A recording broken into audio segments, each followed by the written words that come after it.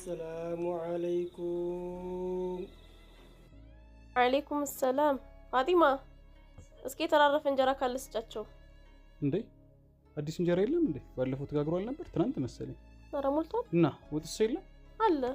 እና ታዲያ እንጀራ ካለ ወጥ ካለ ለምን የተራረፈ ትሰጫለሽ አይ ምን ችግር አለ ቢበሉት በየነው ትራፊ አይደል ምን ችግር አለ ከሚደፋ ይበሉት ይችላል እንዴ ያንን ትራፊ አንቺ ትበይዋለሽ ለምን በለዋለሁኝ እኔ እና አንቺ ያልበላሽውን ታዲያ እንዴት ለዒልም ፈላጊ እንዴት ለደረሳ ትሰጫለሽ ያንን ነገር እኮ አንቺ ልትበይው አትፈልጊም ተርፏል አይደል ቆይቷል አንቺ ልትበይው ያልፈለግሽውን ነገር ልትጠቀሚው ያልፈለግሽውን ነገር እንዴት ለደረሳ ትሰጫለሽ ምን ችግር አለ ከሚደፋ እነሱ ይብሉት እንዴት እኔ ትራፊ እንጀራ በላለሁ አየሽ ረሱላችን አለይሂ ሰላቱ ወሰለም ያንድ ሰው ኢማን ሙሉ የሚሆነው ለራሱ የወደደውን ነገር ለወንድሙ ሲወድ ነው ብለዋል እነዚህ ሰዎች ደግሞ ዒልምን በመፈለግ ቤተሰቦቻቸውን ጥለው ስራ መስራት ሲችሉ ገንዘብ ማግኘት ሲችሉ ጥሩ ነገር መመገብ ሲችሉ ሁሉን ነገር ትተው ነው ልክ በየቤቱ ቀሪአ እያሉ ምግብ እየለመኑ የሚበሉት ታዲያ አንቺ ለነዚህ ሰዎች ለራስሽ የምትወጂውን መስጠት ካልቻልሽ በጣም ከባድ ነው እንዴት የተረፈ የሳህን ላይ የዋለ ብረትድስት ላይ የዋለ አንቺ መብላት ሳትፈልጊ ውጭ ላይ ለድመት የምትሰጪውን ለዶሮ የምትሰጪውን ነገር ለደረሳ መስጠት በፍጹም ተገቢ አይደለም አው ግን እኮ ብዙ ሰዎች እንደዛ ነው ትራፊ ነው የሚሰጠው አብዛኛው ቤት ትራፊ እንጀራ ካለ ስጧቸው ነው የሚባለው ሌላ ንጹህ እንጀራ ሲሰጣቸው አናይም አንቺ ለሌላው ሰው አርአያ ነው መሆን የሚገባሽ ይሄ ትክክል አይደለም ለራሳችን የምንወደውን መስጠት አለብን ማካፈል አለብን ማስተማር ነው የሚኖርብሽ እንጂ ሰዎች ገና ለገናው ትራፊ ሰጡ ብለሽ እንዲህ ዒልም ለሚፈልጉ ደረሶች ነገ ከነገ ወዲያ የመስጂድ ኢማም የሚሆኑ ነገ ከነገ ወዲያ ዲናችንን ለኛ ለሚያስተምሩ ደረሶች ይሄን ማድረግ ተገቢ አይደለም ሰው ሲሰራ ካየሽ በተቻለሽ አቅም መምከር ነው እንጂ ሰው ሲሰራ አየሁ ተብሎ ይሄ ነገር በፍጹም መደረግ የለበትም እሺ ወይ በርበሬ ልስጣቸው እንዴ ምናልባት እኮ ወጡ ትንሽ ስለሆነ ያለው ለራት እንዳያንሰኝ ነው አየሽ ረሱላችን አለይሂ ሰላቱ ወሰለም ሶደቃህ ንብረትን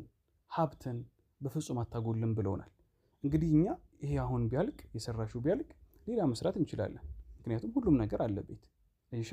ይሄንን መስጠታችን ማካፈላችን አላህ ይተካዋል ንያችንን አሳምረን በትክክል እነሱን ለመርዳት በዲናቸው ላይ በዕልም ላይ እንዲጠነክሩ ለማድረግ ብለን ያለንን ነገር ማካፈላችን የኛን ሀብት የኛን ንብረት በፍጹም አያጎልም ስለዚህ ረሱላችንም አለይሂ ሰላቱ ወሰለም ስለነገሩን ማድረግ ያለብን በተቻለን አቅም እነሱን ከጎናቸው መቆም አይዟችሁ ማለት ልብሶቻችን ካሉ ማካፈል ከቻልን ደግሞ አዲስ መግዛት የምንበላውን ነገር ጥሩ ነገር ለነሱ መስጠት ነው እኛ በርቱ ባልናቸው ባበረተናቸው ቁጥር እየበረቱና እየጠነከሩ ይሄዳሉ ነገር ግን እኛ ፊት ከነሳናቸው ነገ ከነገ ወዲያ እኛ ቤት አይመጡም እኛ ደጃፍ አይረግጡም ይሄ ደግሞ የምንጎዳው እኛ ነን እነሱ ዒልምን እስከፈለጉ ድረስ ችግር የለባቸውም ብዙ መከራዎችን እያለፉ ያው ዒልምን ይፈልጋሉ እኛ ግን የምንሰጠውን ሶደቃ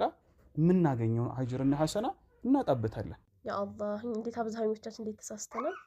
በጣም በሚያሳዝን ሁኔታ በጣም ተሳስተናል እስከዛሬ ድረስ አሁን ያለኝን ሰጣቸዋለሁ ለኛ ያስቀመጥነው ለነሱ ሰጣቸዋለሁ እኛ መስራት እንችላለን እነሱ ግን ማግኘት አይችሉም አዎ በአሁን ተነሽና ራስሽ ካለው ቤት ካፈራው ነገር አቅርበሽ ለደረሳው ስጫቸው